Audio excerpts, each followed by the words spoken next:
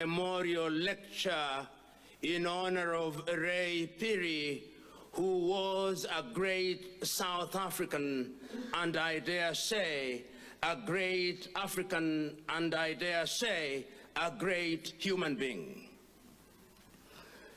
On an occasion such as this, one may find oneself imprisoned in speeches that do not speak to the essence of the man in whose memory we gather. But one may also choose to go down in history and try and understand that man. But one must start from the beginning. And the beginning, as I know it, is that in 1947, a great event took place in this province, in this part of South Africa, in Bombela, that a young man was born by the name Ray Phiri. That was a great event.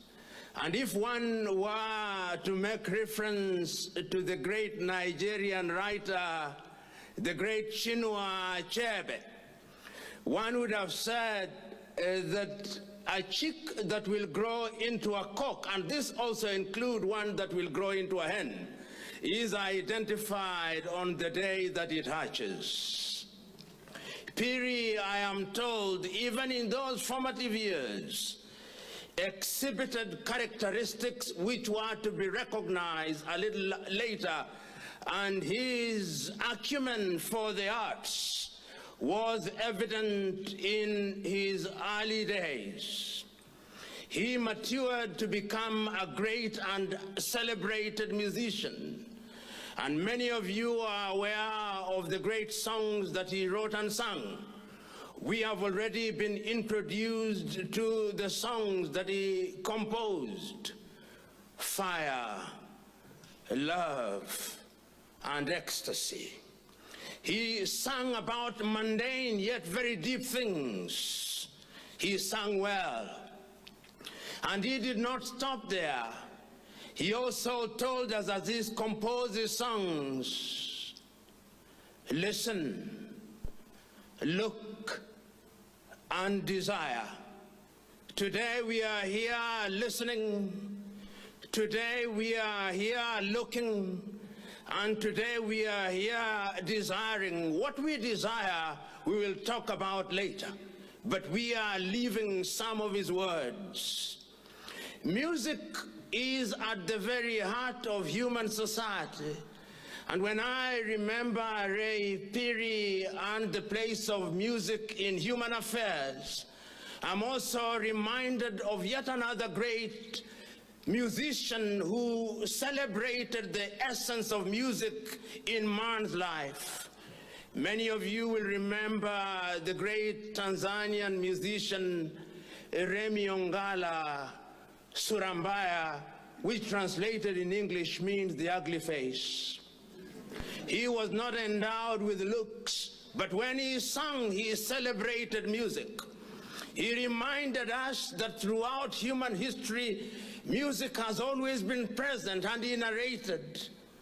Romantically, he said that on the day of creation there was music. I do not know whether he was there, but he said there was music. He said that throughout the difficulties in human affairs, there is always music.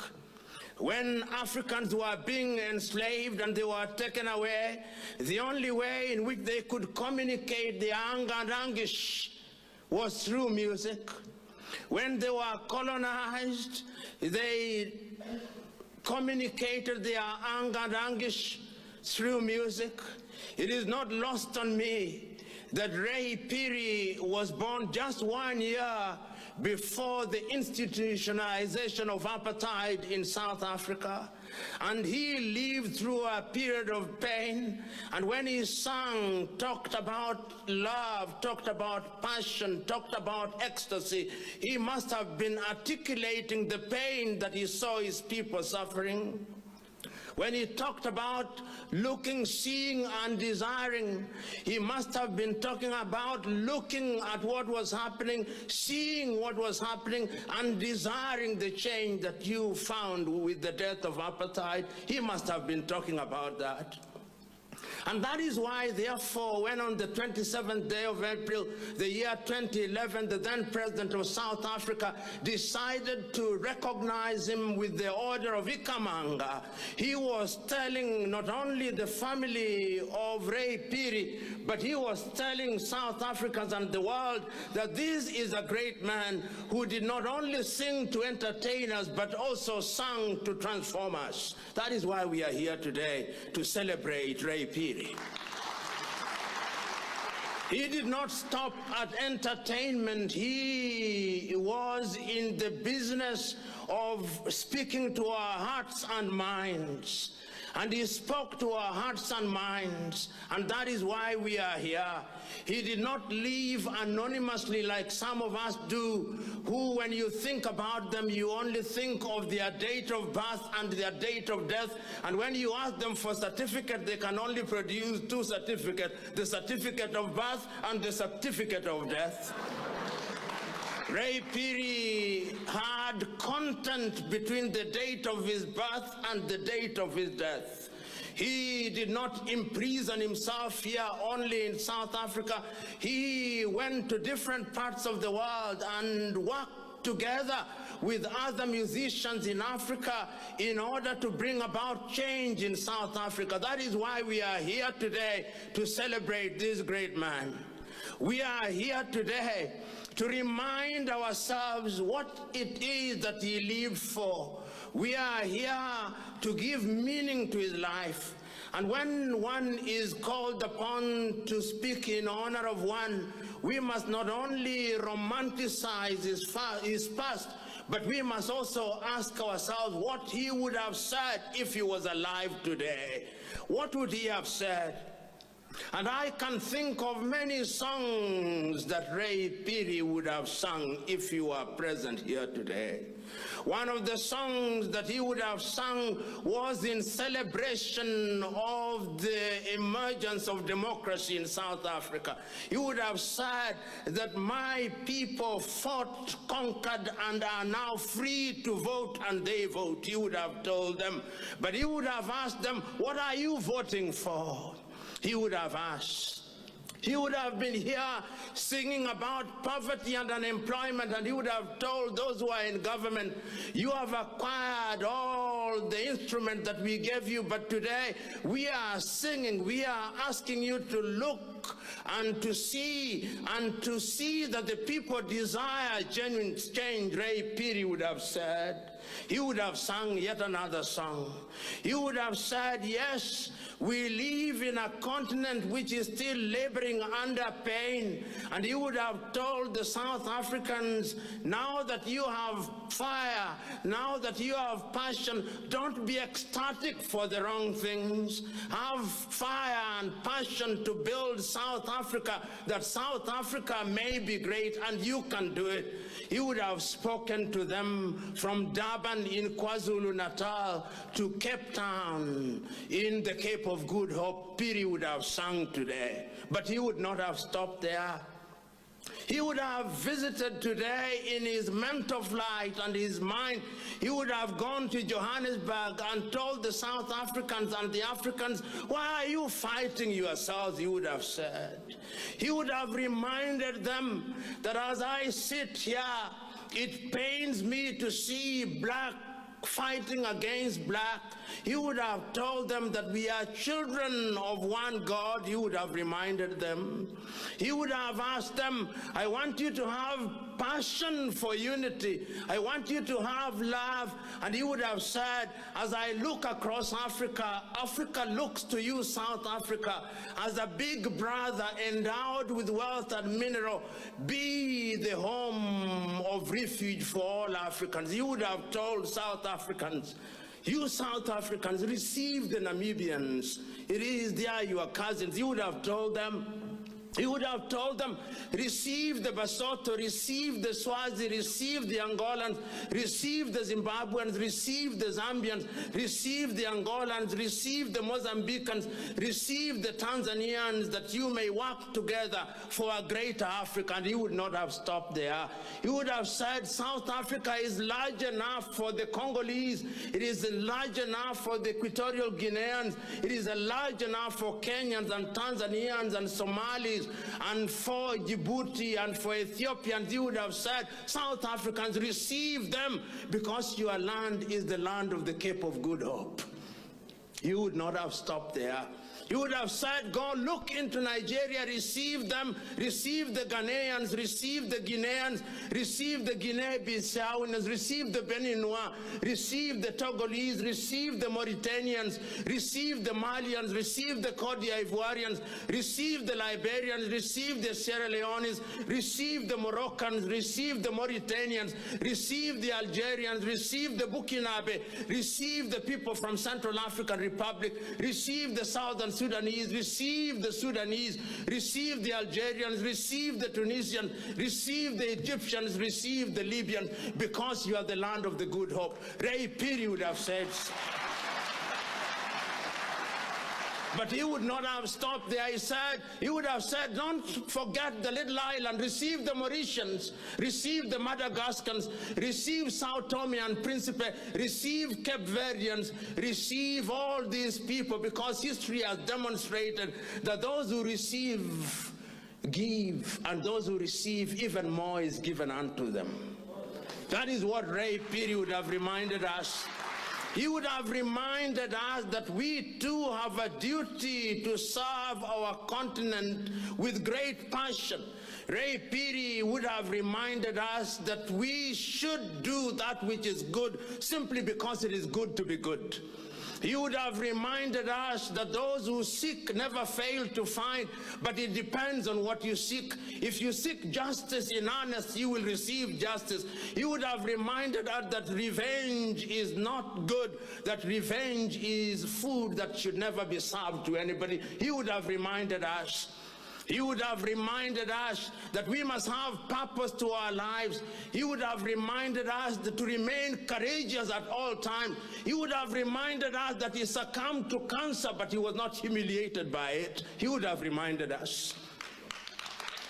So we who are present here today, when we remember a man as great as that, we must remember that great men and women are born in specific places, but we can never own them. They belong to the entire world.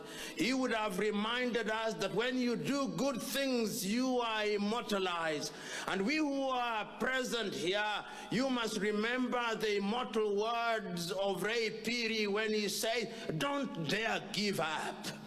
Don't dare give up. So today, I am present here to exhort each one of us to don't dare give up. We must never give up in our quest for that which is good. To the students who are here at the University of Mpumalanga, don't dare give up in your quest for knowledge that is relevant for South Africa. To the politicians who are present here, don't dare give up in your quest for service to humanity. Don't dare give up. To the religiously inclined who are here, don't dare give up in your quest in winning souls for God. Don't dare give up. To the family of Ray Piri, I'm telling you that great men never die. That is why we say, Ray Piri is dead, long live Ray Piri. Ray Piri can never die. That is why we are here to celebrate them. You only cry and weep for people who, between their birth and death, contributed nothing other than being a nuisance to humanity. Ray Piri was not such a one as that. He is a man who lived with purpose. He's a man who contributed immensely. He's a man who was not only recognized in his own village, he was a man who was recognized by his own nation. He was a man who was celebrated by the entire world, and he's a man who will remain immortal, and he's a man whose life is a textbook for us. He is a fountain from which we can drink. He is the source from which we can drink the elixir of intellectual enthusiasm. He is a man whose words have twisted meanings which only give meaning in a manner that is meaningful and useful and powerful and practical and enthusiastic and beautiful in our lives. He is such a man. That is the man that we are assembled here today to celebrate. This is a man who can be an example to all of us. Because what is man's life?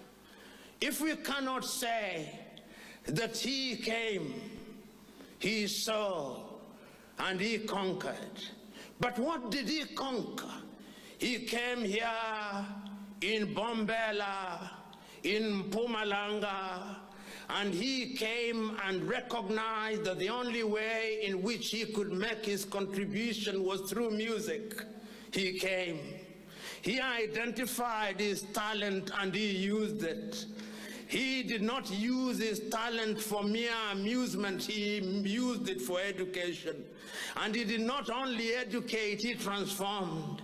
And he did not only transform, he changed. And he did not only change, but he influenced. And he did not only influence, but he immortalized certain ideals. And it is those ideals that we are here celebrating. And we will have those ideals celebrated not only now, but generations yet to be born. We are in a good place this evening. We are in good company this evening. Ray Piri, wherever you are, up in the heavens with the great men, look and smile at us. Because when we look very carefully, with our minds and heart's eyes, great men like Ray Piri can be seen. Look and look in. You will see him. Today you can remember the beautiful days before 2017, when he smiled. Remember those beautiful days. Remember 2011, when he majestically stood before President Jacob Zuma and received the order of Ikamanga. Let us remember that day. Let us remember the citation on that day. Before the president stood up and gave him the honor, let us remember, he said that he had been a great influence in music in South Africa, and he was. But he did not stop there. He said that he had been a great agent of social transformation, and he did not stop there. He said he was a great man. We too are repeating those very words, that he was a great man. Between 1947 and July the 12th, 2017, great events took place. A great man lived in our midst. That is the man whom we immortalized. The guitar obeyed him. The trumpet obeyed him. His voice obeyed him. He influenced us. Let us obey his immortal direction to us. We must not dare give up. So today, if we were to compose an anthem for Ray Piri, we would say, "Oh, Ray Piri, in your honor, we have fire for that which is good. In your honor, we have passion for that which is good.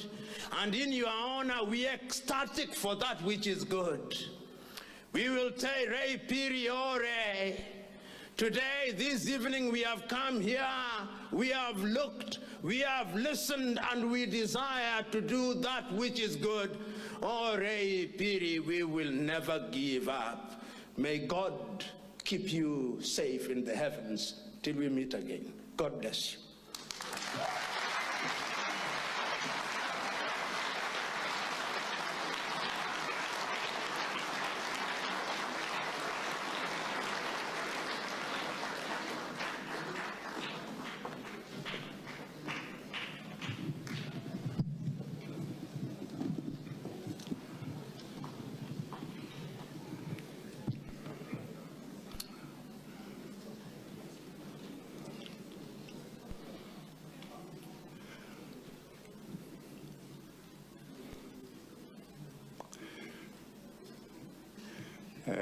There you are, ladies and gentlemen. I told you that you don't just wake up one morning and say, I'm a professor now.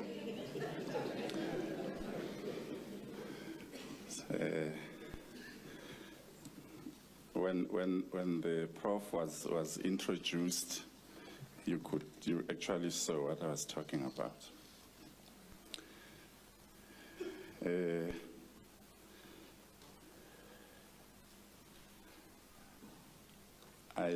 I want to say to you, Prof. Shukrani Mwalimu. I'm speaking Swahili, but I'm saying thanks so much, Prof. For this wonderful address that you have presented to this audience, and you could understand that the Prof was emphasizing to us what Ray was also doing, the importance of music. And for us as Africans, we all know that if you are sad, what you do, you sing. If you are happy, you sing. And a lot of us, when you are in the bathroom having a shower, you sing. That's why actually I sing. I even think maybe I need to record. Because when I'm there, that's when the me, actually, I even feel like I can, out of the bathroom, go and buy a guitar. But I'm saying the Prof was emphasizing the importance of music to us, and which Ray was actually propagating. And you also touched on Africa in oneness. Africa as a home for the people of Africa. You know, when you say this is my home, as the father of a home or the member of a home, you are actually keen to receive visitors. That is how we define a home. If you don't have visitors in your home, you must know there's something wrong. Now, when visitors come, you need to treat them with humility. And the Prof, referring to Ray Piri, also said, good people immortalized. You can die, we bury you, doesn't matter, but you are there because of the good things that you would have done. Then there are other people that they are there, but we actually bury them whilst they are alive because of the bad things that they do. And the Prof was encouraging us, ladies and gentlemen, that we need to do good things for other people. The service to humanity. And when you said our political leaders, MEC, I think that was saying to you as our leaders, the service to humanity is key. And of course, Prof, you are correct. This land of ours, South Africa, is actually the land of milk and honey. Some people mistake that for Israel and say land of milk and honey. Milk and honey in a country that is 26,000 square kilometers, half of it is a desert. Where is the honey there? But South Africa is the land of milk and honey. So the service to humanity is actually because we have all the things, MEC, that we need to service our people, to service our visitors and everything. So we can do much better. Thanks so much, Prof, for this wonderful address. And I was just thinking, ladies and gentlemen, that maybe we need to just ask the Ray Piri family if they can just stand so that we see them and give us that. So if we can give them just that opportunity to stand so that the audience can see them.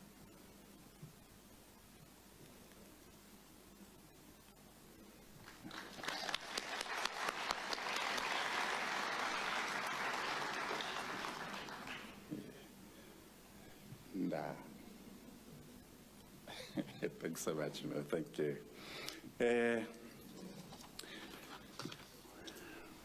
We are now halfway the program, closer to the end. The program says we should allow a Q&A session where we accord the members who are here an opportunity to interact with the professor.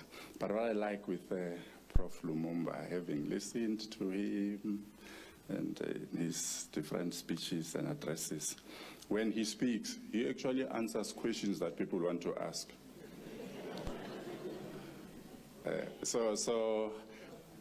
If no one asks any question, I won't mind, because I know he addresses, whereas he speaks, he actually dishes out responses to questions, and everyone's, oh, yeah, this is the response to my question, and then they are done, and so forth. But we would allow a few questions and accord the Prof the opportunity. I think the people in a lecture, they would want to interact and engage, so we can allow that opportunity. Maybe you can join me on stage. And what we'll do, we will do a few rounds of questions.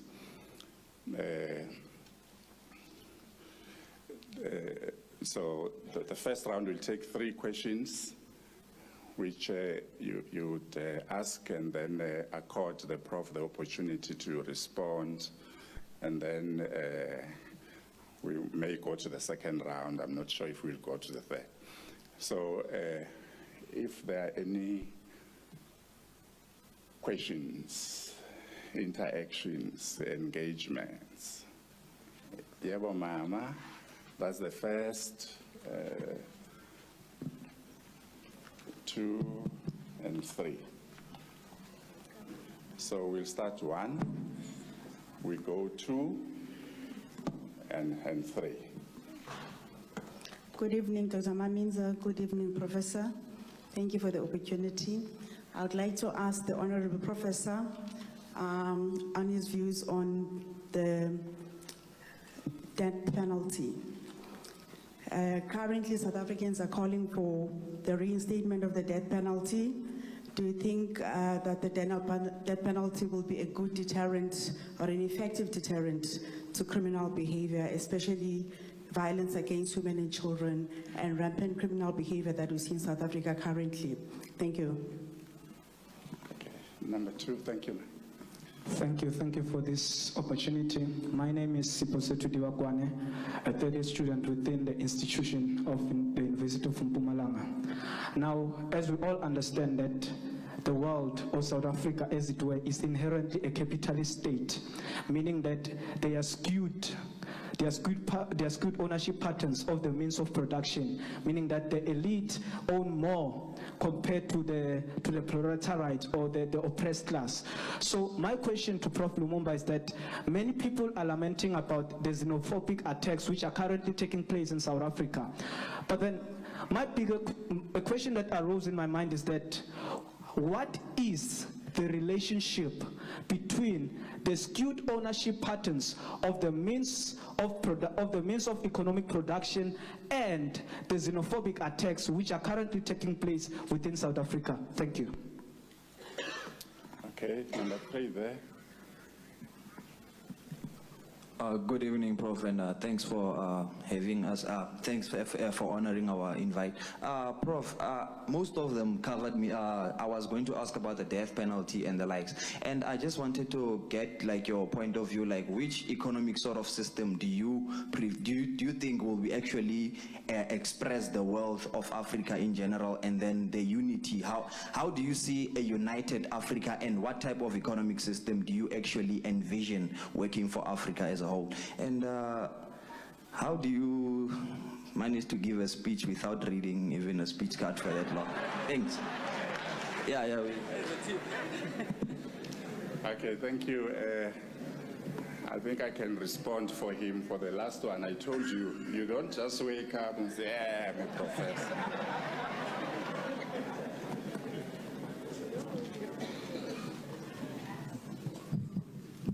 Thank you very much. I don't support the death penalty. And the reason why I don't support the death penalty is because the criminal justice system throughout the world has demonstrated that those who have the honor and privilege of presiding over guilt or innocence of people sometimes make mistakes.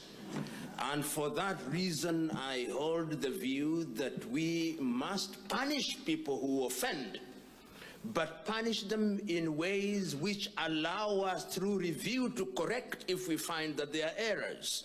We have seen in different parts of the world through different NGOs, things like the Innocence Project in different parts of the world in the United States, where students in law schools go back to decisions that had been made, and it is discovered upon review that somebody had been convicted of an offense which he or she never committed. And if you look at many African societies, the methods of dealing with crimes was not always retributive.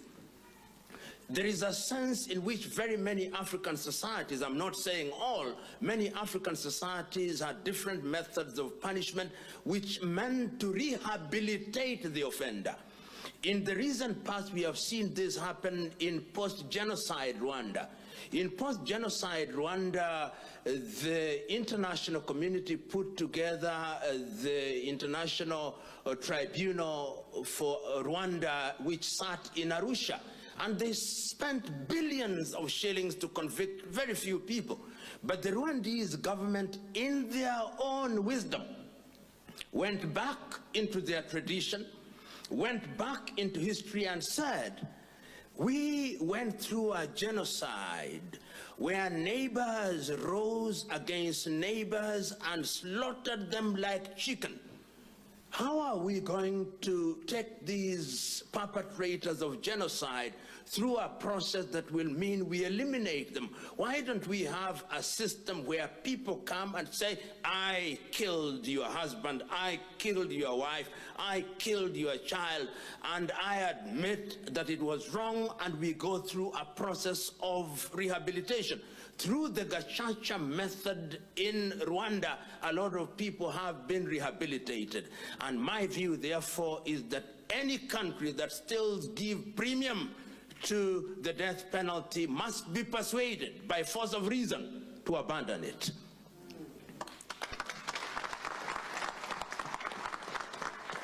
Number two, what systems of the economy, and I don't for one moment arrogate to myself the monopoly of wisdom.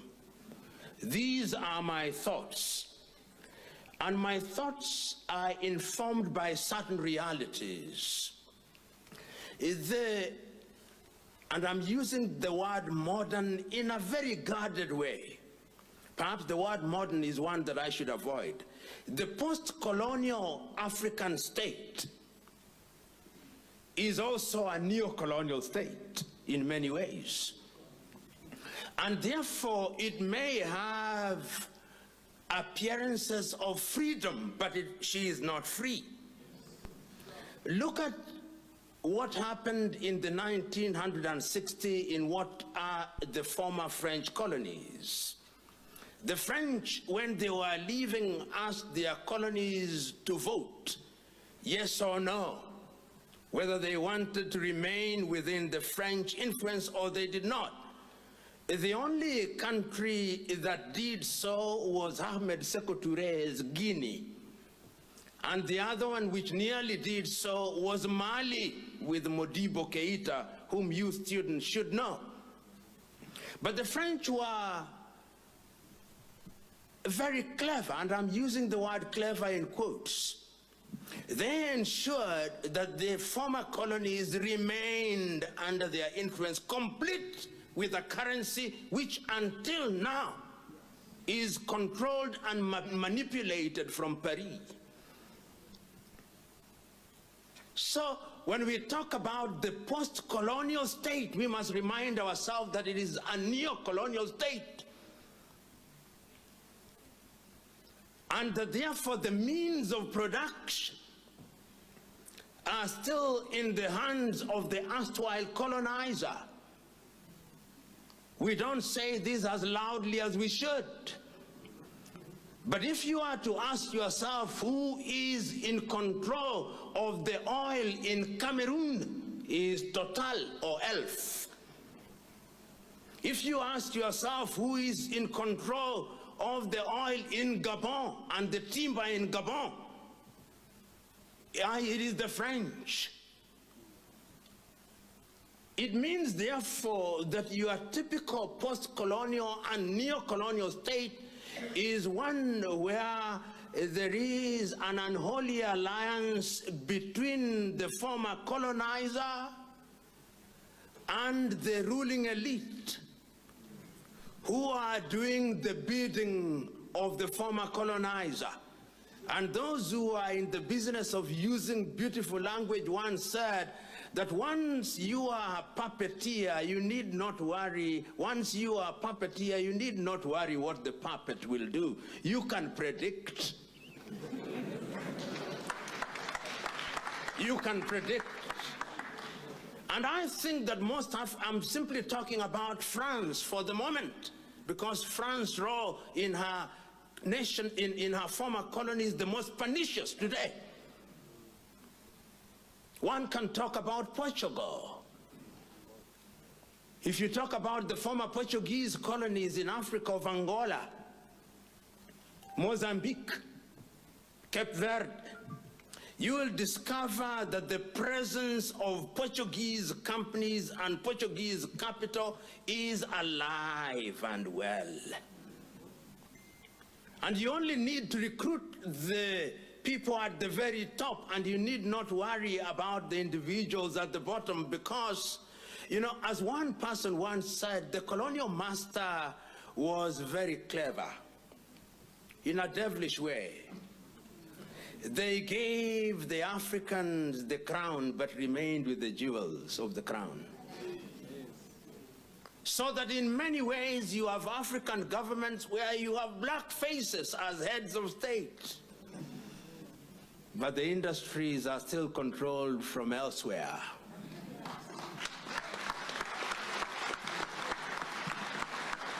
That is the nature of the colonial. But in my own view, we cannot, as Africans, keep on lamenting, because the problem with us Africans also is that we are prisoners of sorrows and lamentation. So we say, oh, let's not allow God to enter into these things which we can do ourselves.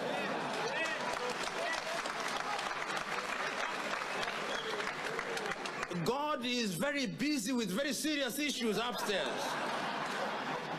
He has given us minds and hearts, and we had better use them, because the divine instruction is to go and subdue the world. On our part, we have allowed the world to subdue us. Then we are complaining, God, you know, and Pastor, you are here. There are certain things that can only be solved by hard work and logic, and yet we think they can be solved by prayer and fasting. That will not happen. So my own view is we must begin to do things for ourselves. If the land needs to be worked, we must work the land. And we cannot continue to work the land the way Abraham used to work the land with the plows. We've got to mechanize. If, as people say, if Africa did not benefit from the first industrial revolution, we must benefit from the fourth industrial revolution. And you know, in these matters, these very serious matters, nobody invites you. You invite yourself to the dinner table. And you get crushed the dinner table. So that you are noticed. You know, right now, many Africans, and I say this because people are on top of the dinner table eating silent steak and caviar, and we are under the table fighting over crumbs. This is what is happening. When you see black on black violence, it is essentially, what are we fighting for? Crumbs. Crumbs. The real meal is on the table. That is where we should be. That is where the good. But you see the problem, when you are under the table, you cannot see what is on the table. You only see the bottom of the table. And therefore, the only thing you can see are the crumbs that have dropped.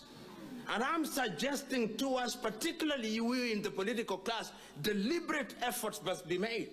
I know that in many African countries, we suffered from certain historical advantages by dint of skewed systems of governance, particularly in the economic arena. Here in South Africa, you know that, and even the white people know and appreciate that going forward, it is completely untenable that a small population should have the majority of the land. They know.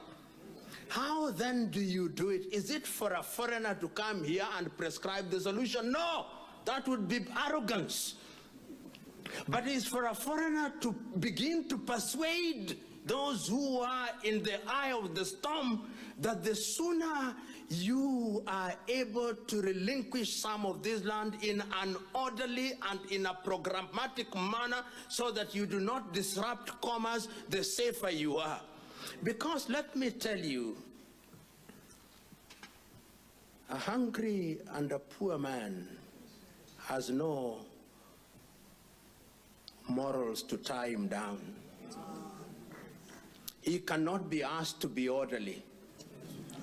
Poverty makes him disorderly. Poverty makes him angry, and anger has no logic. Anger doesn't know what is on its path. If I have not eaten for 10 days and I see you holding cake and ale on 2 hands, oh, I will take them. I will take them even if it includes cutting your hand. I will take them. So in order to ensure that your hands are safe, you must invite me and say, there is cake here. Let us begin to share. But when one is hungry for a long time, you also don't give him a very large dose of food very quickly. You begin slowly, and you educate him. And I believe that that is what we must do in order to solve our problems. We were told by Ray Piri, look, listen, and desire.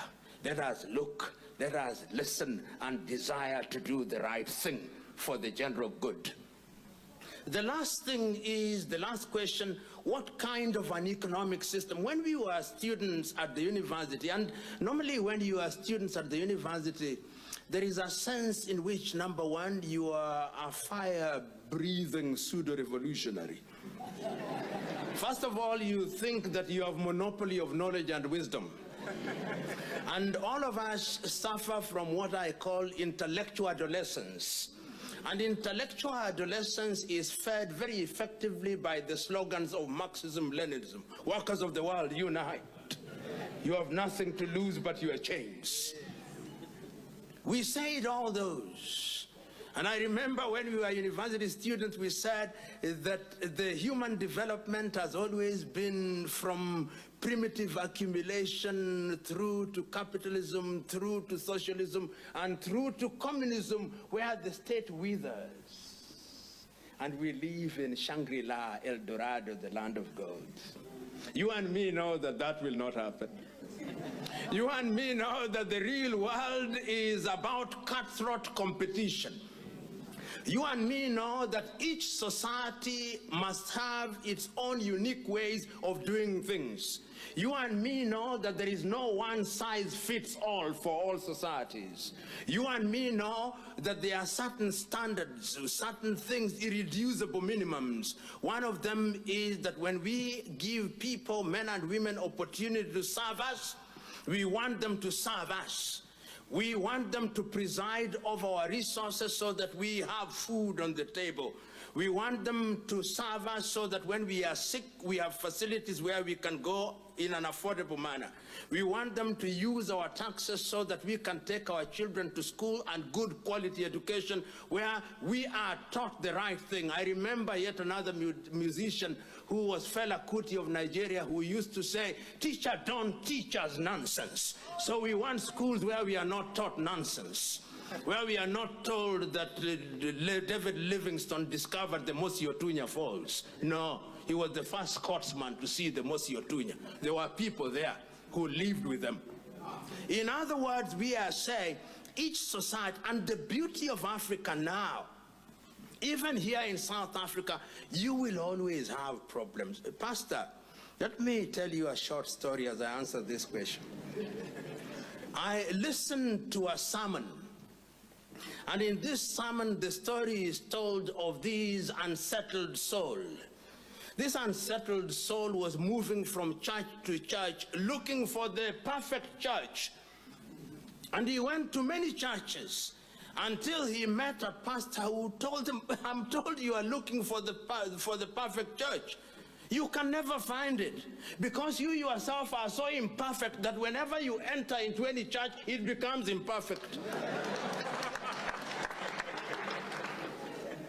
And the moral of my story is that each society has its own problems, and civilization, in my view, means the ability to work within your society with its strengths and weaknesses is in a manner that is for the general good.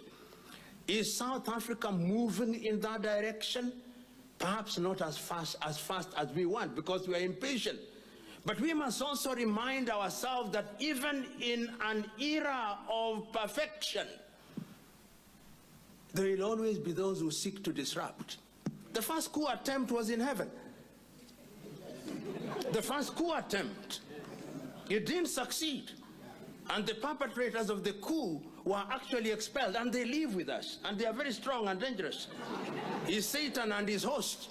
And I'm using this rather melodramatically for me to demonstrate that if it could happen in the abode of perfection, how much more here? How much more here? But the truth is, be told, it can be done. And I'm saying, therefore, that in many African societies, we are now beginning to realize that capitalism in its classical sense may not be suitable. A friend of mine from Ghana, who is a traditional ruler, has written a book called African Tradition in Good Governance, the Ghanaian Paradigm, Professor Nana Kobinan-Kessie at the University of Cape Coast. And he's trying to say that African societies must now begin to understand how you deal with traditional governance systems in the face of what are current. I don't want to call them modern, but a mix of Western and current practices. How do you deal with them? South Africa has tried to deal with them with the kingdoms. Do you accommodate the kingdoms because they are value? People respect them. You go to Ghana, you find that they are kingdoms. You go to Nigeria, you find they are kingdoms, and they fit within that arena. But the most important thing, history has demonstrated this time and time again. Many people don't want all the things that we desire. Many people are not interested in Bugatti car. No, they are not. Many people are not interested in curved television, which you of the middle class are humored by. No. Many people don't want to go on holiday to Waikiki Beach in Honolulu. No. Many people just want good food on the table, not meat on a daily basis, not vegetables on a daily basis, a balanced diet. Many people don't want mansion. Many people just need decent housing. Many people just want good roads. Many people just want some change in their pocket so that they can live decently. And I think the countries that have got it right in this regard are the Scandinavian countries. Largely, I'm not saying they are perfect, but look at Norway. Their sovereign fund, as I speak now, is $1 trillion. In other words, notionally, every Norwegian child that is born and will be born in the next 10 years, even those whose parents have not gotten married, notionally, they have in their bank account something in excess of $100,000. Even those who have not been born. That is how you use your resources. But in many African countries, even those whose parents have not been born are in debt.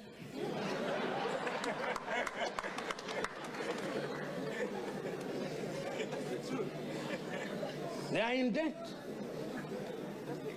Because our current leaders borrow for this generation and generation yet to be born. So we must do something that changes that, and it can be done. I've seen in the recent, I'm giving a very long answer, but I'm giving it so that it may also kill other potential questions. If you look at a number, and you know, sometimes when you look at CNN, and since I came here, I've received very many phone calls. Are you safe in South Africa? So I sent for to say I'm safe and actually enjoying wine. They can't believe it, because when you listen to the media, you think South Africa is burning. Is burning. So we must, in the nature of things, also begin to tell our story as Africans. And there are things that are happening in Africa. You go to a number of African countries and they are not perfect, but you can begin to see movement. Because the oldest African nation, post-colonial nation, is just over 60 years old, Ghana. And remember, we are doing this in the midst of a system that also wants to pull Africa down. You go to countries such as Ethiopia, they have their own problem, but you can begin to see efforts in some direction to address their problems. You go to Tanzania, you will see people saying dictatorship and other things, but you can begin to see efforts. You go to a country such as Rwanda, and you can begin to see some efforts in some direction. You go to countries such as Mauritius, you can begin to see some effort. Every African country is trying to do something. There are others, of course, which have greater problems than others. But I think Africa must now begin to tell our story. I was very happy about a few months ago when West African countries met. I think it was it in Monrovia in Liberia, but one of the African countries, and they say by next year, they are going to use one currency. The eco. That is a good thing. As I speak today, Africa has 33 currencies. 33 currencies. So when I move out of here with my rand, I go to Mozambique, 120 kilometers away, Mexico. I carry my Mexico, I move another 200 kilometers, I go to Zimbabwe, which has yet to decide whether it is RTGS or the bond. But I find myself in such a situation. I carry my RTGS from Zimbabwe, I move to Zambia, another 1-hour flight, Kwacha. I move from Lusaka and I move to another Kwanza. So, and all these currencies are, when we talk of hard currency, there is not a single African currency that is hard. The opposite of hard is soft. So all our currencies are soft currencies. In other words, beyond our boundaries, they are mere paper. So I hold the view, and you young people who are present here, you must begin to stop thinking like us. Stop thinking like some of the people in the new generation. You've got to think differently. You know, China. I listened to the Chinese about a year ago when their leaders, 6,000 of them, gathered in Beijing, and they don't smile and they don't speak in very high tones. And they were thinking about how China is going to relate to the world 100 years from then. 100 years. Some of you read the Bible a little bit too literally. That Christ said that even birds of the air do not farm, but they have food, that even the lilies of the fields do not do anything and they have clothes. That is not what Christ meant. So these things that you are saying you are not going to plan, the divine instruction is this: when you are planning, plan as if you'll never die, and when you are praying, pray as if you are dying the next minute. That is the way. That is why the Bible says that you must keep for your up to the 4th generation. So my own view, you young people, they are saying think outside of the box. I'm saying think without the box. Yes. Because the box then becomes a point of reference. Eliminate the box, think without it.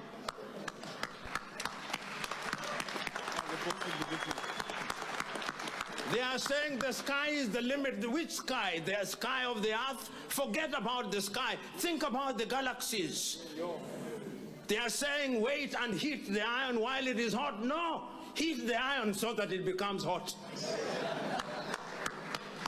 In other words, I hold the view. And I do not know, but I want to use this analogy found in the Bible because it's very powerful, and you don't have to be a believer. But for those who are believers, you will see it a lot more powerfully than anybody else. And there are two of them. One is to be found in the book of Daniel at chapter 3. And in the book of Daniel at chapter 3, there are 3 young men, Hananiah, Azariah, and Mishael, who are named Shadrach, Meshach, and Abednego. And what happens is that there is a king called Nebuchadnezzar, and Nebuchadnezzar makes a statue 6 cubits wide, 6 cubits tall, and says everybody must worship it. And they say we are not going to worship it. And they say our Lord will save us, but even if he does not. And I find that powerful. Belief in oneself. Belief in oneself. Sometimes we don't believe in ourselves and in our abilities. You know, these Chinese are I don't know whether you see them when they come. I saw very many of them yesterday at OR Tambo. They know what, even when they are walking, you know they know what they are looking for. And when you know what you are looking for, you are likely to get it. So let us learn from other civilizations. And we don't pick their weaknesses, but pick their strengths. That is, to me, the most important thing. Learn from the Chinese, learn from the whites, learn from the Koreans, learn from all each one of us, because God is a God of diversity. And each one of us has our strengths, black, yellow, white, and all those things. And I think we can make it. And we are going to make it. And people like Ray Piri here are telling us that we can make it. None of you here hold the order of Ikamanga. And he did. There is a great, and this is what I conclude with, a great African whom you must all know. If you did not know him, go and Google about him. He was from Guinea-Bissau. He was called Amilcar Cabral. When he was fighting in the bushes, his name is Nom de Guerre.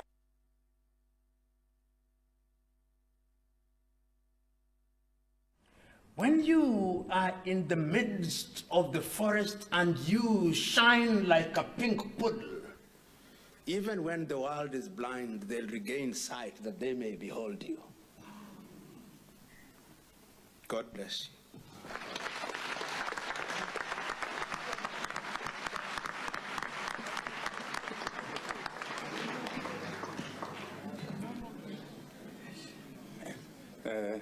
Thank you so much, Professor.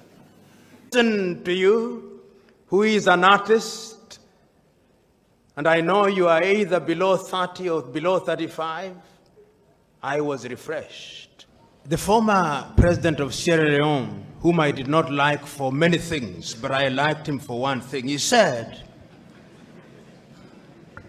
that in Africa, a journalist with a pen in his hand is like a warrior with an AK-47. He can use it to protect or to destroy. Africa is a fragile continent. What Europe and America can withstand, having gone through different decades of civilization and civil wars, sometimes the multi-ethnic African communities cannot survive. The artists in Africa must be a lot more careful. You must use the tweets a lot more carefully. You must use the Facebook a lot more carefully. You must use all those mediums a lot more carefully.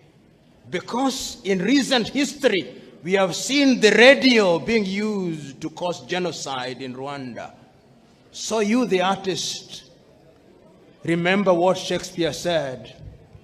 Oh, you giant, or you lion, you have the powers of a giant, but use it carefully. Because he who is powerful must know how to use the power. So you African artists, you must choose what to say and what not to say.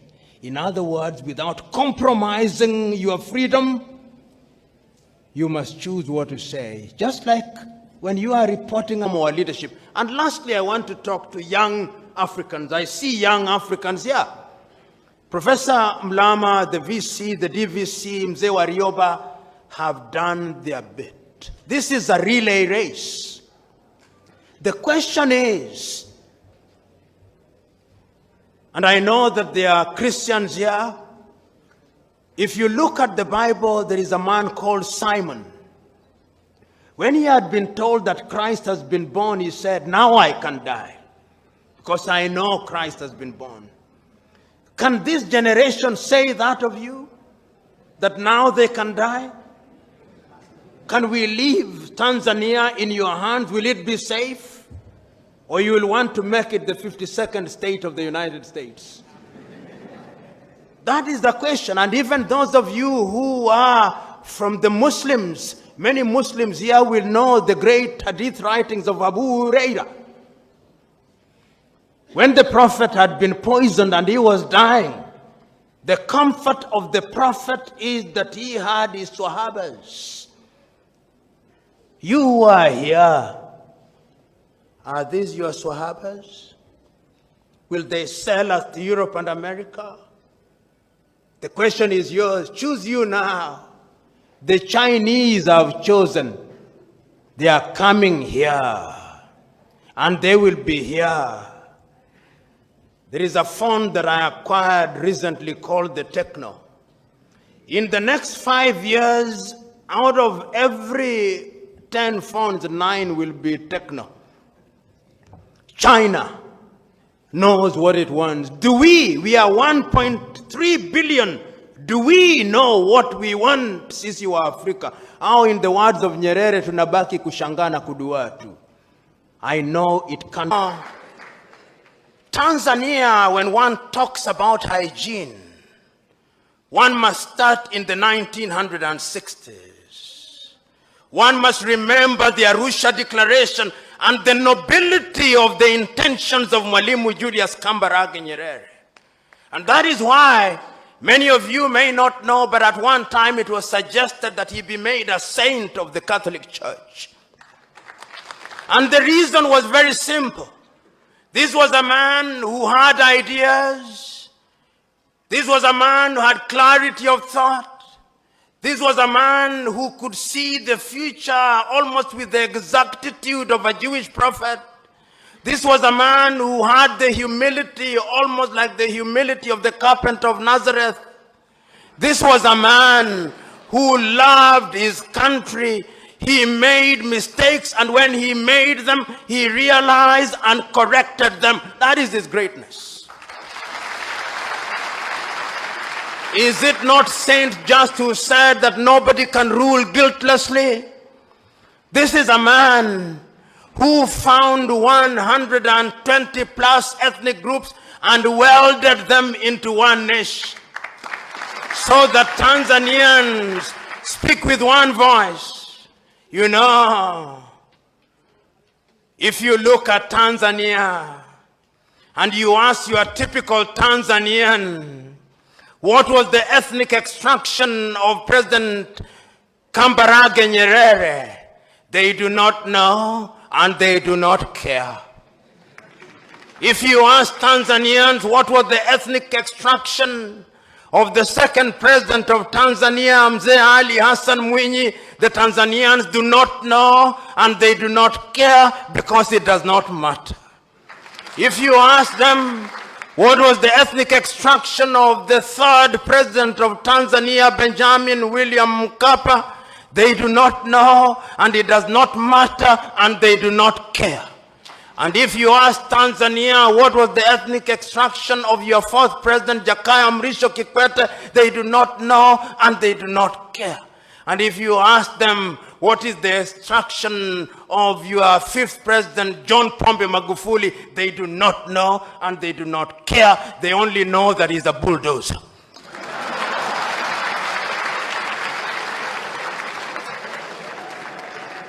But you go to my country, Kenya, God save my country.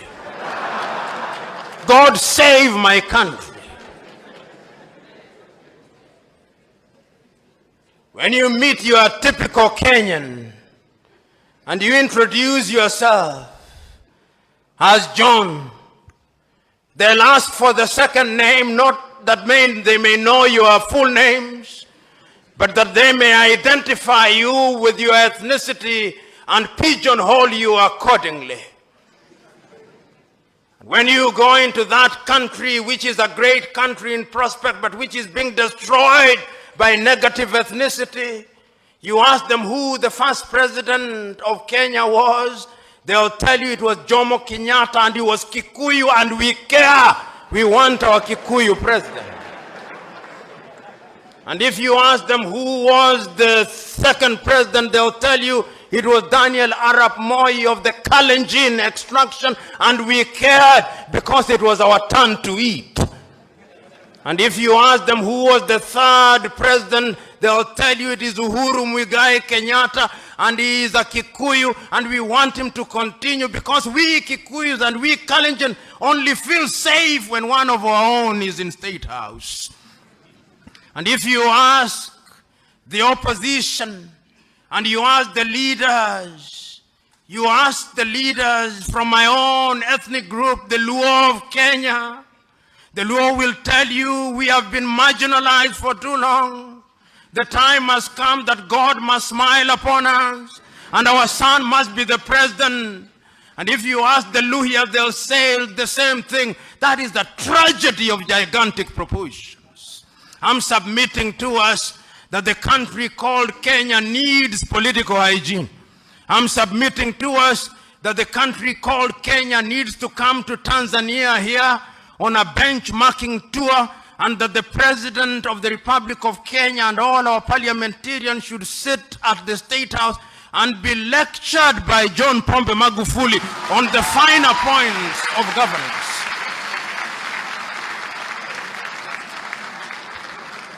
Of course, Mzee Warioba will be there, and other stalwarts will be there. Salim Ahmed Salim will be there. Great Tanzanians will be there. And Nyerere will remind us, katika karne ya 21 tupande basi ya makabila, ujinga na upumbavu, because it can destroy a nation. There is need for political hygiene in Kenya, right?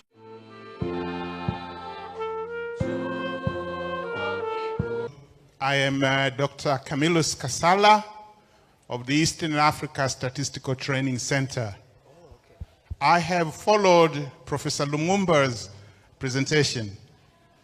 I would like to submit to us that this, what I'm going to say, will be the summary of his presentation, very short. There is no hygiene in African politics because of what I call the not always vicious circle. this circle begins with what is logical in African politics is not always practical. What is practical is not always right. What is right is not always ethical. What is ethical is not always desired. And what is desired takes us back to what is not always logical. Now, what is the hygiene? Mwalimu Nyerere avoided what I call temptations of 5 Ps.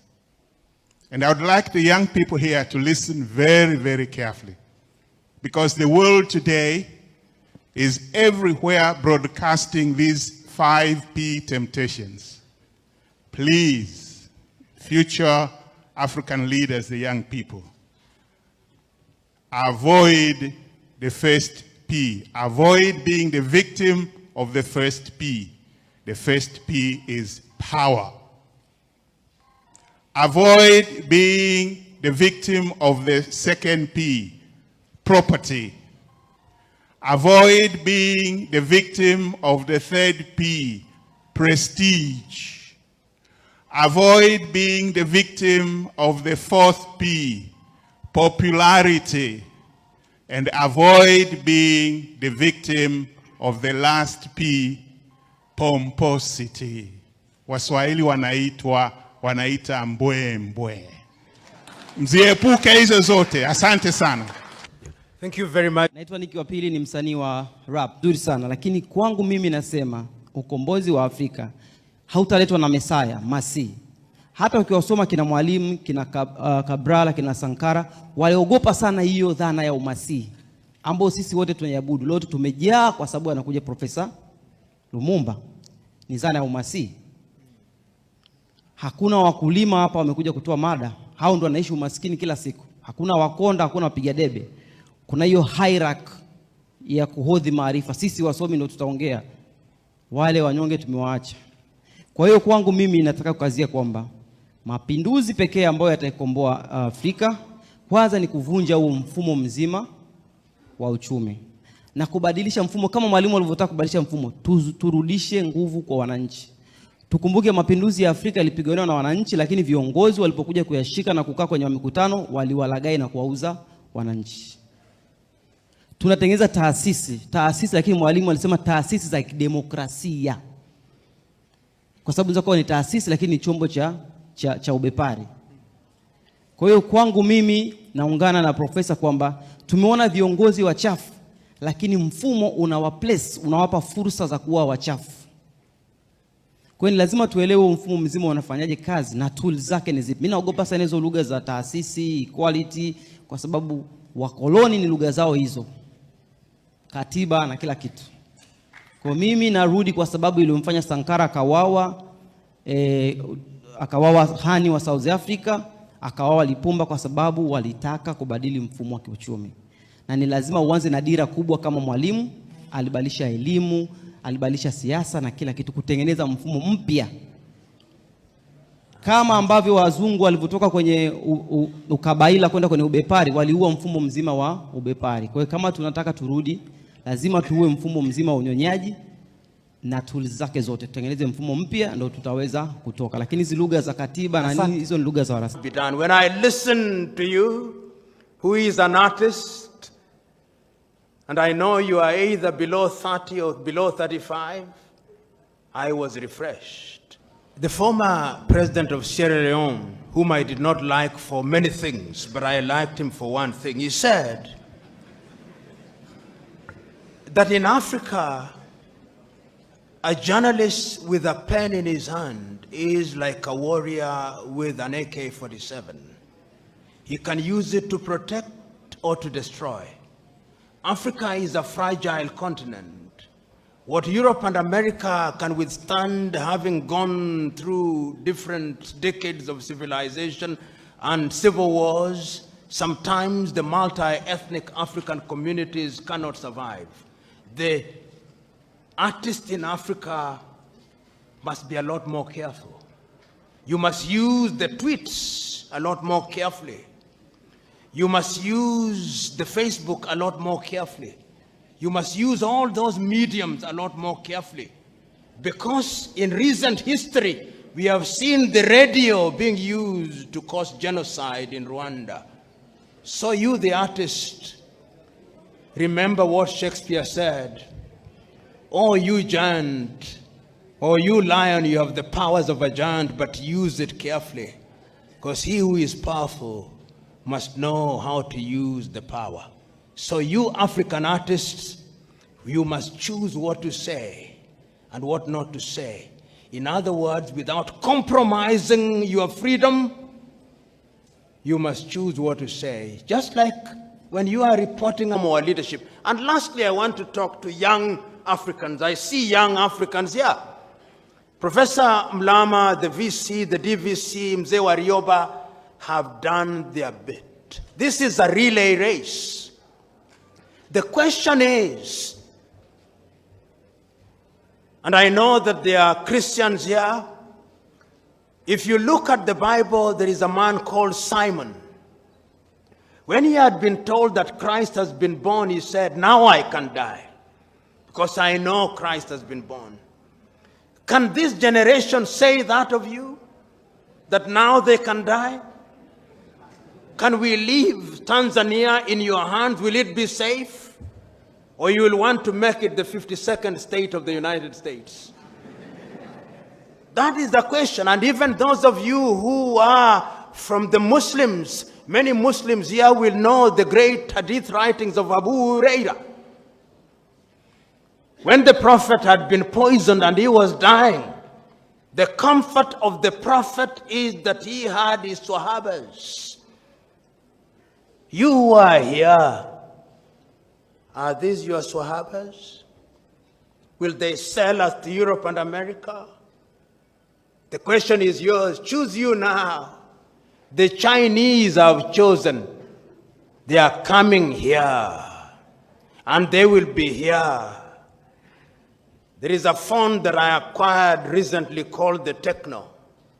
In the next 5 years, out of every 10 phones, 9 will be Techno. China knows what it wants. We are 1.3 billion. Do we know what we want? Sisi wa Afrika. Au in the words of Nyerere, tunabaki kushangana kuduatu. I know it can. Tanzania, when one talks about hygiene, one must start in the 1960s. One must remember the Arusha Declaration and the nobility of the intentions of Mwalimu Julius Kambarage Nyerere. And that is why many of you may not know, but at one time it was suggested that he be made a saint of the Catholic Church. And the reason was very simple. This was a man who had ideas. This was a man who had clarity of thought. This was a man who could see the future almost with the exactitude of a Jewish prophet. This was a man who had the humility, almost like the humility of the carpenter of Nazareth. This was a man who loved his country. He made mistakes, and when he made them, he realized and corrected them. That is his greatness. Is it not Saint Just who said that nobody can rule guiltlessly?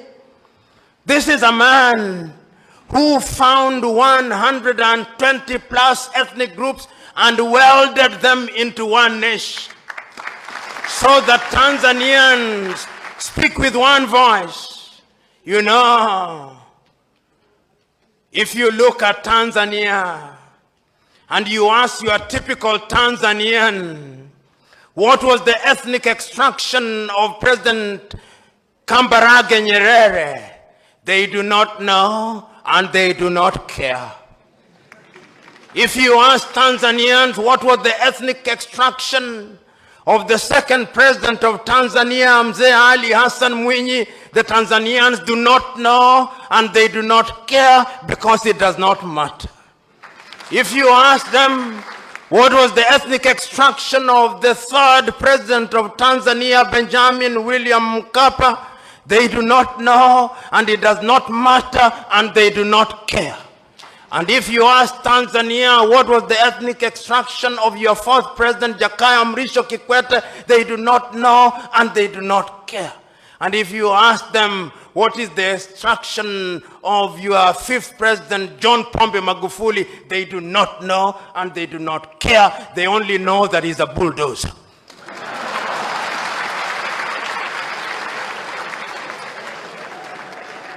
But you go to my country, Kenya, God save my country.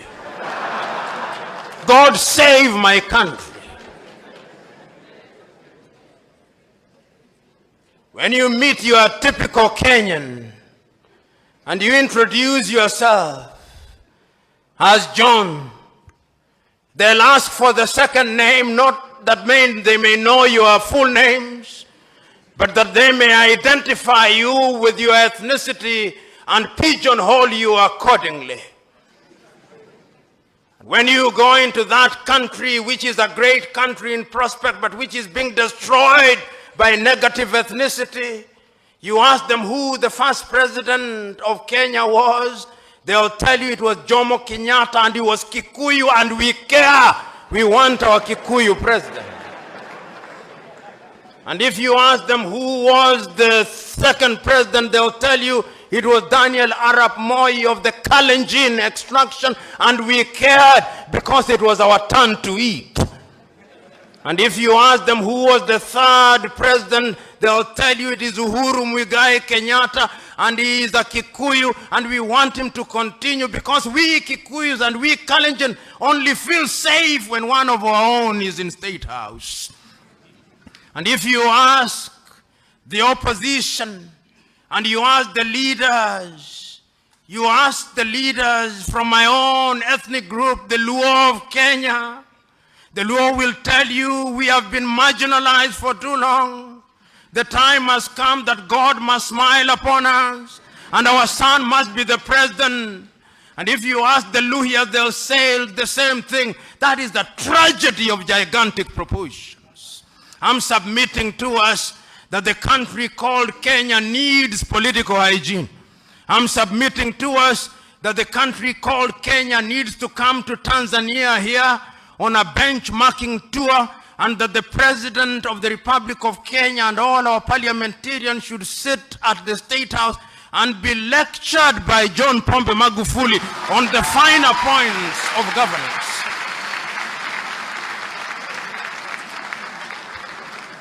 Of course, Mzee Warioba will be there, and other stalwarts will be there. Salim Ahmed Salim will be there. Great Tanzanians will be there. And Nyerere will remind us, katika karne ya 21 tupande basi ya makabila, ujinga na upumbavu, because it can destroy a nation. There is need for political hygiene in Kenya. Right now in